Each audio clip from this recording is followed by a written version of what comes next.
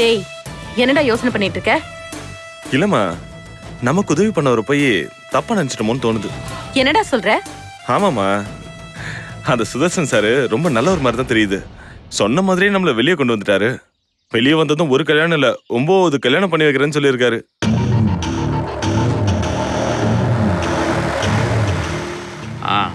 என்னப்பா போலாமா? இது நம்ம பையன் கல்யாணம் தான், எல்லா செலவும் நம்மளும் தான். அதான் எல்லாத்தையும் செட்டில் பண்ணிட்டு வந்தேன். சரி, கல்யாண சாப்பாடு எப்படி இருந்தது? ஏன் சார், எனக்கு ஒரு கல்யாணத்தை பண்ணி நான் உங்களுக்கு கல்யாண சாப்பாடு போடுவேன்னு பார்த்தா நீங்க யாரோ ஒருத்தர் கல்யாணத்துக்கு கூட்டு வந்து சாப்பாடு போட்டு நல்லா இருக்கான்னு கேக்குறீங்க.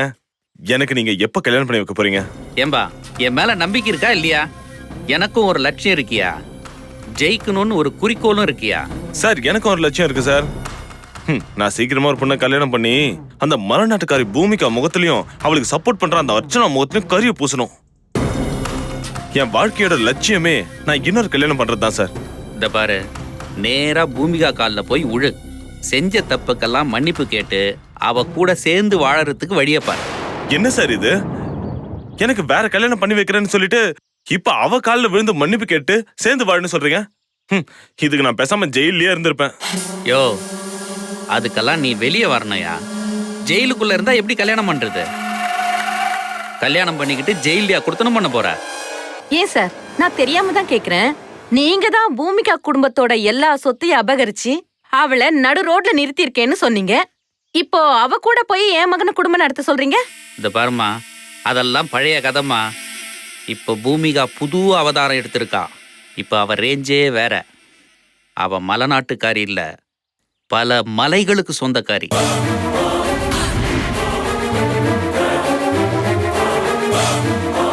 என்ன 2 பேரும் முழிக்கிறீங்க? அவ கிரானைட் குவாரியினுடைய தொழிலதிபர், பல கோடிகளுக்கு சொந்தக்காரிமா. இன்னும் எண்ணி 6 மாசத்துல 1000 கோடிக்கு சொந்தக்காரி ஆயிடுவா. ஏன் சார், நீங்க என் பொண்டாட்டி பூமிகா பத்தி தான் சொல்றீங்களா? ஆமாயா, சில பேருக்கு அதிர்ஷ்டம் கூரைய பிச்சுக்கிட்டு கொட்டும்னு சொல்லுவாங்க. ஆனா உன் பொண்டாட்டிக்கு மட்டும் வானமே பாலம் பாலமா வெடிச்சு அதுல இருந்து அதிர்ஷ்டத்தை கொட்டி தீர்த்திருச்சியா. நானும் அவங்க சொத்தை புடுங்கி நடு ரோட்ல நிறுத்தினேன். ஆனா இன்னைக்கு என்ன நடு ரோட்ல நிறுத்திட்டாயா? என்ன சார் சொல்றீங்க? ஆமாயா, 1 கோடியோ 2 கோடியோ இல்ல, 60 கோடி ரூபாய் தேர்தலுக்காக பதுக்கி வச்சிருந்த பணத்தை அந்த அர்ச்சனா கிட்ட காட்டி கொடுத்து அத்தனையும் அள்ளிட்டு போயிட்டாயா. இதுக்கெல்லாம் அவளை நான் உன் மூலமா தான் பழித்திக்கணும். நீங்க என்ன பண்றீங்கன்னா, அம்மாவும் மகனும் நேரா வீட்டுக்கு போங்க. நீலி கண்ணீர் வடிச்சு எப்படியாவது சேர்ந்துருங்கயா.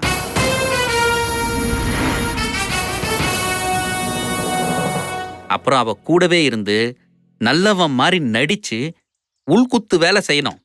அவளுக்கு நஷ்டத்தை ஏற்படுத்தி கொடுத்து அவ குவாரிலேயே அவளை சமாதி ஆக்கணும். அவளை அப்படியே வளர விட்டோன்னு வச்சுக்க, அவ விஸ்வரூபம் எடுத்துருவா. அப்புறம் நீ இன்னொரு கல்யாணத்தை பத்தி நினைச்சு கூட பார்க்க முடியாது. ஒண்ணுமில்லாத சாதாரண மலைநாட்டுக்காரியா இருந்தப்பவே உன்னால ஒன்னும் செய்ய முடியல. இப்ப 1000 கோடிக்கு சொந்தக்காரி. உன்னால ஒரு பொண்ணுக்குன்னு நினைச்சு பார்க்க முடியுமா? பொண்ணு இல்ல, ஒரு பொம்மைய கூட உன்னால கல்யாணம் பண்ணிக்க முடியாது. சார், அவ என்னவா வேணா இருந்துட்டு போட சார். என் லட்சிய கனவே இன்னொரு பொண்ணை கல்யாணம் பண்ணிக்கிறதான். அதுக்காகவே நான் நல்ல மாதிரி நடிச்சு எப்படியாவது அவன் மனசுல இடத்த பிடிச்சு நான் அப்படியே புருஷனாவே வாழ்ந்துடுறேன். நீங்க சொன்ன மாதிரியே நான் அவளை கவுத்துறேன். இதுக்கு பதிலுக்கு நீங்க என்ன செய்ய போறீங்க? யோ, அமெரிக்கால இருக்கிற என் பொண்டாட்டியோட அண்ணன், என் மச்சனம் பொண்ணு, அவளை உனக்கு கட்டி வைக்கிறையா? ஆளு அப்படியே சும்மா ரதி மாதிரி இருப்பா. அவ பேரு கூட ரதி தான். சார், அப்படியா இருந்தா அந்த ரதியோட போட்டோவை கொஞ்சம் கண்ட காமிங்க சார். நாங்க 2 பேரும் கொஞ்சம் கண் குளிர பாத்துக்கிறோம். மா, போட்டோ என்னம்மா போட்டோ? அமெரிக்கால இருந்து பொண்ணை நேர்லயே வர வைக்கிறேன், பாத்துக்கங்க. அவளை மட்டும் நேர்ல பார்த்த, ஏ மதன், நீ அங்கேயே அவளுக்கு தாலி கட்டிடுவ. சார், அப்படின்னா வாங்க நம்ம உடனே அமெரிக்கா கிளம்பலாம். யோ, முதல்ல நான் சொன்ன வேலையை செய்யா. பூமிகா வீட்டுக்கு போய் அவளை முதல்ல கவுக்குற வேலையை பாரியா. சார், என் ரதிக்காக நான் என்ன வேணா பண்ணுவேன் சார். ஒரே ஒரு தடவை அந்த போட்டோ காமிச்சிருங்க சார். ஏம்பா, நான் தான் சொன்னேன்ல நேர்லயே வர வைக்கிறேன்னு. அப்புறம் என்ன? டேய், அதான் சொல்லிட்டாருல்ல, வாடா போலாம். வரோம் சார். வெற்றியோட வாங்க. கண்டிப்பா வெற்றியோட சார். வரோம். வாடா. அக்காலும் தங்கச்சியுமா சேர்ந்துக்கிட்டு என்னைய அழிக்க பாக்குறீங்க. இந்த மதனை வச்சு உங்களை எப்படி அழிக்கிறேன் பாருங்க.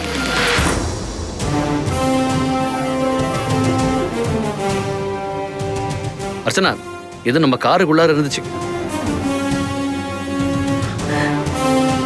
அர்ச்சனா, துப்பாக்கி புல்லட் எல்லாம் இருக்குமா?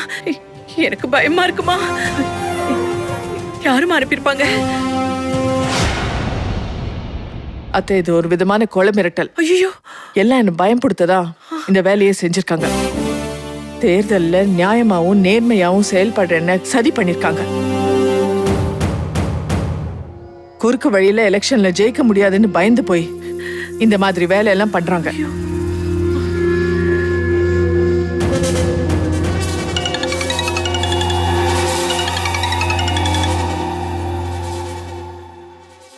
அர்ச்சனா ஐஏஎஸ் மேடம், ஆமா, உங்க சேவையை பார்த்து இந்த நாடே பெருமைப்படுது.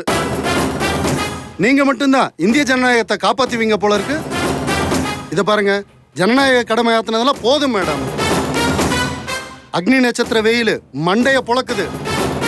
வெயில் உடம்புக்கு ஆகாது, மக்கள் எல்லாம் வெளியே வர வேண்டாம்னு அறிக்கையெல்லாம் விட்டீங்க. இந்த வெயில் உங்க உடம்புக்கு ஆகாது மேடம். அதனால லீவ் போட்டுட்டு ஊட்டிக்கு குடும்பத்தோட குழு சீசன் அனுபவிக்க போங்க. அதுக்குள்ள எலெக்ஷனும் முடிஞ்சிரும், நாங்களும் எப்படியோ ஜெயிச்சு பதவியை பிடிச்சிரும். அதுதான் உங்களுக்கு நல்லது, எங்களுக்கும் நல்லது. இல்லைன்னா வந்திருக்குமே துப்பாக்கியும் தோட்டாவும், பாத்தீங்களா? புரிஞ்சிருக்குன்னு நினைக்கிறேன். பார்த்து முடிவு பண்ணுங்க. இல்ல துப்பாக்கி வெடிக்கும், அதுல இருக்கிற தோட்டா உங்க குடும்பத்துல இருக்கிறவங்க உயிரை தொலைச்சி எடுத்துரும். இது ஒரு சாம்பிள் தான் மேடம். புள்ளக்குட்டிக்காரங்க பார்த்து புரிஞ்சு நடந்துக்கங்க. அர்ச்சனா, ஆறு யாருமா போன்ல? பேசுனது? ஏன் முகம் இப்படி மாறி இருக்கு? தேர்தல்ல எப்படியாவது குறுக்கு வழியில ஜெயிச்சு பதவிக்கு வரணும்னு யாரோ செய்யற சதி வேலை தான் இது. இதுக்கெல்லாம் என்ன மாதிரி அதிகாரிகள்லாம் பயந்தா இந்த நாட்டை காப்பாத்த ஆண்டவனாலையும் முடியாது. பொண்ணு, இன்ஸ்பெக்டர் கூப்பிடு போ. இன்ஸ்பெக்டர் சார்,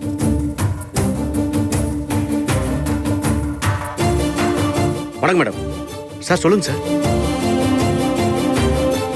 யாரோ துப்பாக்கியும் தோட்டாவையும் அனுப்பி மிரட்டி பாக்குறாங்க மேடம்.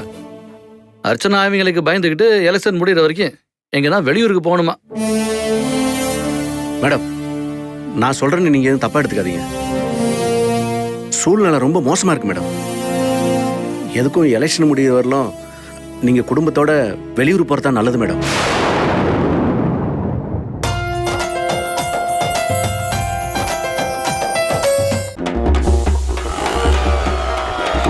புரோக்கர்னா இப்படித்தான் வண்டியை பார்ப்பாங்களோ? நீ பார்ட்டியா புரோக்கரா? சார் ரொம்ப ராசியான கார் சார். கார் வேலையை விட உன்னுடைய கமிஷன் ஜாஸ்தியா இருக்கும் போல் இருக்க. புரோக்கர் வேலையிலிருந்து உன்னை நான் டிஸ்மிஸ் பண்றேன். நான் கொடுக்குற ரேட்டை உலகத்தில் யாருமே கொடுத்ததில்ல சார். நீ ஒன்றும் பார்க்க வேண்டாம், நானே பார்த்துக்கிறேன். உன்னுடைய நேரத்துக்கு நன்றி. செட்டுக்கு எடுத்துட்டு போய் காரை வைப்பியா? இதை என்ன நம்ப சொல்றேன். என் பொண்டாட்டிக்கிட்ட உனக்கு ஒரு கப்பு காப்பி வாங்கி தரேன். அதுக்கப்புறம் நீ யாருக்கிட்டையும் புரோக்கரேஜே வாங்க முடியாது. பொதுநலன் கருதி வெளியிடுவோர் மெட்ராஸ் மீட்டர்.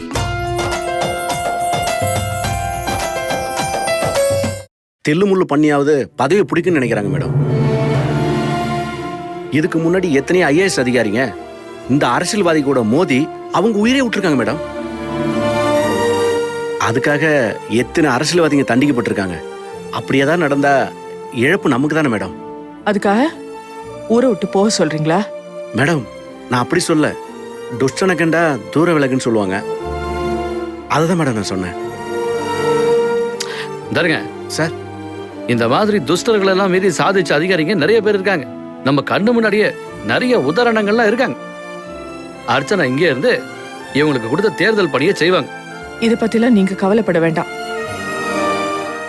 இதை யார் அமிச்சாங்கன்னு விசாரிச்சு நடவடிக்கை எடுங்க. Yes madam.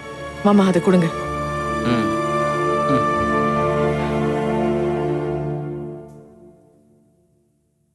அர்ச்சனா, இன்ஸ்பெக்டர் சொல்றதுதான் எனக்கு சரின்னு படுதுமா. எதுக்குமா நமக்கு இந்த வம்பெல்லாம்? எலெக்ஷன் முடிகிற வரைக்கும் சோழவந்தான் போயிட்டு கொஞ்சம் நிம்மதியா இருந்துட்டு வரலாமா?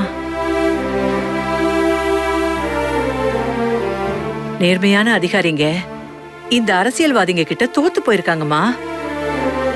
நீயும் சுதர்சனத்தை எவ்வளவு தடவை உள்ள வச்ச, ஆனா அவன் உடனே வெளியே வந்து உனக்கு தொந்தரவு கொடுக்கறான்லமா. அது மாதிரிதாம்மா இதுவும். குற்றவாளிகளை நீங்க கஷ்டப்பட்டு உள்ள வைப்பீங்க, அவங்க எந்த கஷ்டமும் இல்லாம ரொம்ப சுலபமா வெளியே வந்துருவாங்க. அம்மாடி, அதுதானமா இப்ப நடந்துகிட்டு இருக்கு. அதனால ஒரு 15 நாளைக்கு நாம சோழவந்தானுக்கு போயிட்டு வர்றதாமா எனக்கு நல்லதுன்னு தோணுதுமா. அம்மாடி, நாம தேவையில்லாம எதுக்குமா எதிரிங்களை சம்பாதிக்கணும்? பொண்ணு ரங்கத்தை வேற கடத்துனாங்க.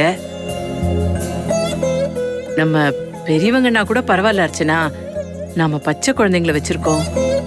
அவங்களுக்காகவாவது நாம கொஞ்சம் எச்சரிக்கையா இருக்கிறது நல்லது தானே? அதுக்காக பயந்து ஊரை விட்டு போக சொல்றீங்களா?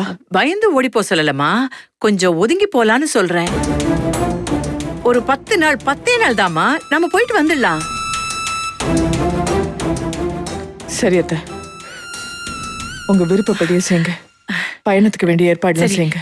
ரொம்ப சந்தோஷமா. உடனே நான் எல்லா ஏற்பாடு பண்ணிடுறேம்மா, உடனே பண்ணிடுறேன்.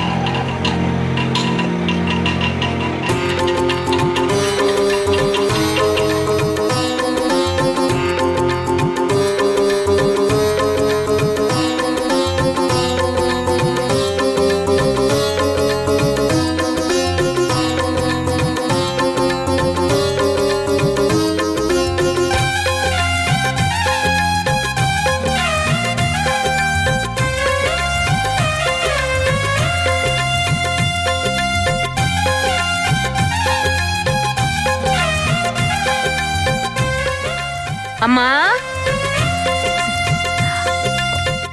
காணோம். அம்மா, அம்மா பூமிகா, அத்தை வந்திருக்கேம்மா.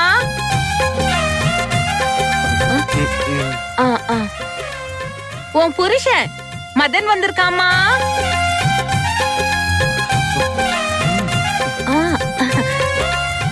அம்மா தேவிகா, உன் பாட்டி வந்திருக்கேன்.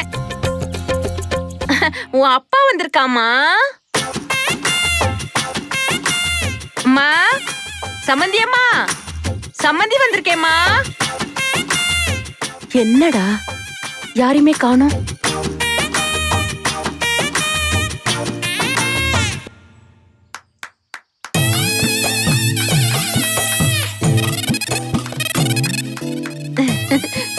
தேவிகாடா.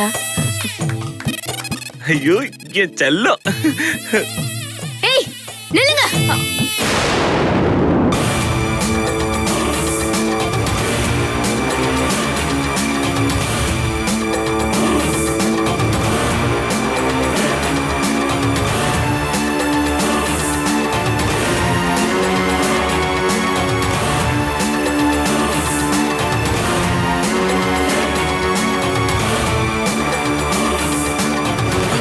பூமிகா, பூமிகா, நான் உன் புருஷன், நான் மதன் வந்திருக்கேன்.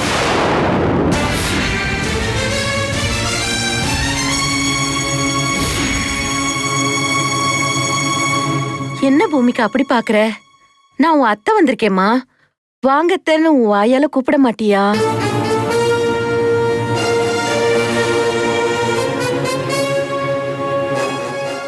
பூமிகா இதோ கோயிலுக்கு போயிட்டு உனக்காக அர்ச்சனை பண்ணிட்டு வந்திருக்கேன்.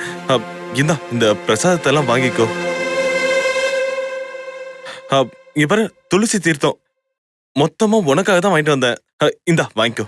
இதெல்லாம் எந்த கடையில வாங்குனீங்க? எவ்வளவு செலவு பண்ணீங்க? முதல்ல மனுஷங்களை ஏமாத்த பாத்தீங்க, இப்போ அந்த கடவுளை ஏமாத்த ஆரம்பிச்சிட்டீங்களா? பூமிகா, இவ்வளவு தூரம் ஆசை மச்சான் உன்னை தேடி வந்திருக்கேன். என்ன போய் இப்படி கேக்குறிய பூமிகா? இதெல்லாம் உனக்கு நல்லவா இருக்கு? இந்த ஆசை மச்சான் பாச மச்சான் எல்லாம் இங்க கெஞ்சுற வேலை வச்சுக்கிட்டீங்க, பிஞ்சிரும் பாத்துக்கோங்க. அம்மா, அவன் முகத்தை கூட எனக்கு பார்க்க பிடிக்கல. என்ன ஏதுன்னு கூட கேட்காம அவனை துரத்தி விடுங்க. ஏங்க, இப்ப என்ன விஷயம்? எதுக்காக 2 பேரும் இங்க வந்திருக்கீங்க? என் பொண்ணுதான் உங்க 2 பேரும் தலைமுழுகிட்டால, அப்புறம் எதுக்காக 2 பேரும் எங்க வீட்டு வாசல்ல வந்து நிக்கிறீங்க? என்ன நாடகம் ஆடினீங்க என் பொண்ணை கல்யாணம் பண்ணிக்கிறதுக்கு? அன்னைக்கே எனக்கு வந்த கோவத்துக்கு நானே உங்களை அடிச்சு தொடர்த்திருப்பேன். மரியாதை 2 பேரும் வெளியே போங்க. சம்மந்தி அம்மா, நாங்க பண்ணதெல்லாம் தப்புதான். அதனால உங்க எல்லார்கிட்டயும் நாங்க மன்னிப்பு கேட்டு பூமிகாவோட சேர்ந்து வாழறதுக்காக என் மகனை கூட்டிட்டு வந்திருக்கேன். இல்ல இல்ல, உங்க மருமகனை கூட்டிட்டு வந்திருக்கேன். நீங்க எல்லாம் மன்னிச்சு ஏத்துக்கணும். ஆமா பூமிகா, இங்க பாரு, நான் செஞ்ச தப்பெல்லாம் மன்னிச்சு என்ன உன் புருஷனை ஏத்துக்கணும். என்னது? மன்னிச்சு ஏத்துக்கிறதா? மன்னிக்க கூடிய தப்பா பண்ணிருக்கீங்க. ஆத்தாலும் மகனுமா சேர்ந்து கொஞ்சம் நெஞ்ச ஃப்ராட் தனமா பண்ணிருக்கீங்க. உங்க அம்மா உனக்கு தோணி ஃப்ராடு. ஃப்ராடுங்களுக்கு எல்லாம் மன்னிப்பே கிடையாது. முதல்ல வெளியே போ. பூமிகா, ஏன் சல்லு நீ செல்லம் இல்லன்னு சொன்ன சிறப்பு பிஞ்சற பாத்துக்கோ. பரவாயில்ல, ஏத்துக்கிறேன். என்ன இப்போ நான் ஏத்துக்கிறேன். நாங்க ஏத்துக்கிறோம். சொரண கிட்ட ஜென்மங்களா? மானம் மரியாதை சூடு சொரண எல்லாத்தையும் விட்டுட்டு இங்க வந்து நிக்கிறீங்க. போங்க போங்க அந்த பக்கம். பூமிகா, இதெல்லாம் பார்த்தா புருஷன் பொண்டாட்டி சேர்ந்து வாழ முடியுமா? வா பூமிகா. ஆமா பூமிகா, என்னதான் தப்பு பண்ணிருந்தாலும் புருஷ மனம் திருந்தி மன்னிச்சிடுன்னு சொல்லும் போது மன்னிக்கிறதானமா ஒரு தமிழ் பொண்ணோட பண்பாடு.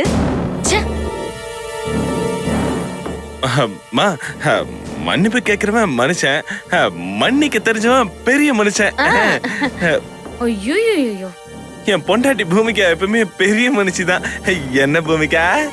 தப்பு பண்ற புருஷனை மன்னிக்கிறது அந்த காலம். இப்பெல்லாம் கட்டி வச்சு அடிக்கிறது தான் லேட்டஸ்ட் ட்ரெண்ட். ட்ரெண்ட் எல்லாம் அப்பப்ப மாறிக்கிட்டே தானே இருக்கும். எப்பவுமே பழசு பழசுதான். ஆனா எப்பவுமே அதுதான் புதுசு. சம்மந்தி, பூமிகா இப்படி பேசுறா, நீங்களாவது கொஞ்சம் எடுத்து சொல்லக்கூடாதா? உங்க வீட்டு பொண்ணு வாழ வைக்கிறதுக்கு ஏதாவது நல்ல புத்திமதி சொல்லி எங்க வீட்டுக்கு அனுப்பாம இங்கேயே வச்சிட்டு இருந்தா என்ன அர்த்தம்? நாங்க எங்க மருமகளை கூட்டிட்டு போக வந்திருக்கோம். ஏதாவது நல்ல புத்தியை சொல்லி அனுப்பி வைங்கம்மா. அவ இங்க இருக்கிறது உங்களுக்கு தான் மரியாதையா இல்ல எங்களுக்கு தான் மரியாதையா? சம்மந்தி அம்மா, புருஷன் பொண்டாட்டினா சண்டை வரதான் செய்யும். அதுக்காக பொண்டாட்டி கோச்சுக்கிட்டு அம்மா வீட்லயே இருந்தா நல்லாவா இருக்கும்? இதுதான் தாம்பத்திய சம்பிரதாயமா? பூமிகா, நாங்க உனக்கு துரோகம் பண்ணது உண்மைதான்.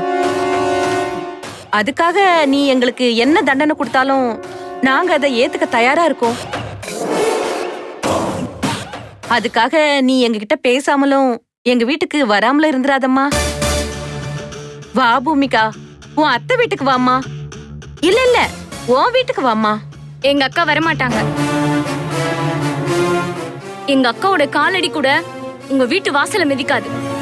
தயவு செஞ்சு கிளம்புங்க. எங்க அக்கா உருட்டுக்கட்டை எடுத்துட்டு வரதுக்குள்ள மரியாதையா போயிடுங்க. ஜோதிகா, நான் பண்ண தப்பு எல்லாத்தையும் ஜெயில இருந்தப்போ உணர்ந்துட்டேன். ஆமா ஆமா, நானும் உணர்ந்துட்டேன். முட்டிக்கு முட்டி உணர்ந்துட்டேன். ஆமா ஜோதிகா, நீ என் அறிவு கண்ணை திறந்துட்ட. இங்க பாரு, நான் செஞ்ச தப்புக்கெல்லாம் உன் கல்லையும் பூமிகா கல்லையும் விழுந்து மன்னிப்பு கேட்டு என் ஆட்டுக்குட்டிய கூட்டிட்டு போலான்னு தான் வந்தேன். இல்ல பூமிகா? ஆமா பூமிகா, இனிமேலும் என்னால உன்னை மிஸ் பண்ண முடியாது பூமிகா. ப்ளீஸ் நீ வா, நம்ம வீட்டுக்கு போயிட்டு ஜாலியா வாழலாம். நிறுத்துங்க. போதும், உங்க நடிப்பும் நாடகமும் போதும். மரியாதையா என் தங்கச்சி ஜோதிகா சொன்ன மாதிரி நான் உருட்டு கட்டைய கையில எடுக்கிறதுக்குள்ள இங்க இருந்து ஓடி போயிடுங்க. இல்ல அவ்வளவுதான் சொல்லிட்டேன். பூமிகா, உன் கையால எங்களை அடிச்சு கொன்னாலும் பரவாயில்லம்மா. ஆனா நீ வராம நாங்க இந்த வீட்டை விட்டு போக மாட்டோமா? ஆமா பூமிகா, அம்மா சொல்ற மாதிரி நீ வரலனா நாங்க இந்த வீட்டை விட்டு நகர மாட்டோம். இங்க பாரு, அப்படி நீ வரலனா நாங்க இந்த வீட்டு வாசல் உட்காந்து தர்ணா பண்ணுவோம். அம்மா வாமா. வா.